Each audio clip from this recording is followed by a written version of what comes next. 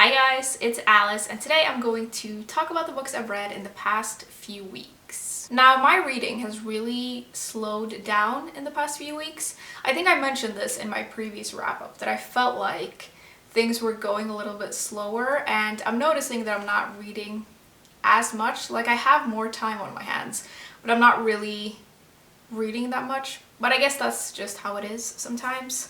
I've got 3 books to talk about today, and the first one is Let Me Lie by Claire McIntosh. This is a mystery thriller, and in it we meet a young woman whose parents have seemingly committed suicide with only a few months apart and in the exact same way. But then, on the 1-year anniversary of her mother's death, something arrives at her house that makes her question if it was really suicide at all. So if this had been the first book that I'd read by McIntosh, I probably would have enjoyed this more than I did, but because I've read 2 other books by her, this felt a little bit predictable to me.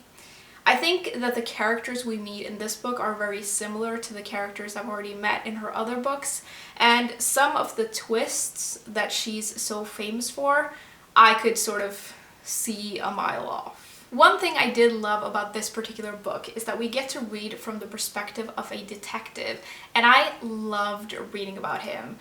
I kind of wish the whole book had just been about him because I loved reading about his thoughts and the way that he works and his life. But the rest of the characters, like I said, they felt like characters I'd met in McIntosh's other books. They didn't really feel that well-rounded to me, and I just had kind of a hard time connecting to them. There is something very entertaining about all of the twists in this book, but like I said, I did see some of them coming, and some of them felt really unrealistic to me. And to be honest, I can usually stretch pretty far when it comes to these things, but I don't really know about this one.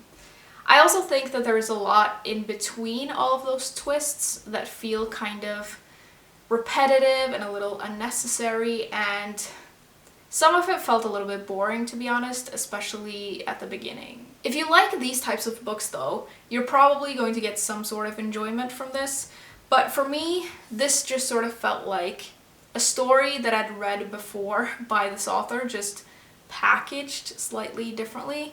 So I gave it a 2 out of 5 stars.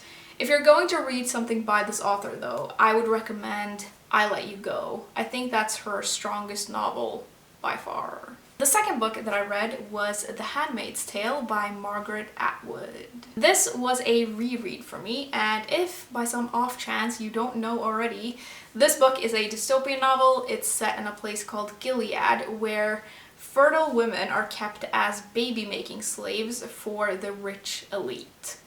I read this for the first time a few years ago, and it's one of my favorite books ever. I'm not going to review this all over again, but rereading this was amazing. I just think this is such an excellent novel. Like, I love the way it's written. I think the tone is amazing, and the atmosphere and all the themes. I just think it's such a good book. Lastly, I read Severance by Ling Ma. This is post-apocalyptic literary fiction, and it's about a woman who works in an office in New York City, and she's one of the last people to leave the city after an epidemic has swept the world, and she joins this group of survivors who are heading somewhere they believe is a safer place to stay. So this was a really interesting and engrossing read, although I will say I didn't fully realize what this book was about when I picked it up. I didn't know that it was about an epidemic wreaking havoc on the world, which is kind of a weird thing to read right now given our current situation. The disease in this book isn't like a flu thing, it's a fever, but it does originate from China. So when I got to that part, I was like, oh Lord. I do love a good post-apocalyptic story though, so it's no surprise that I really liked that part of the story.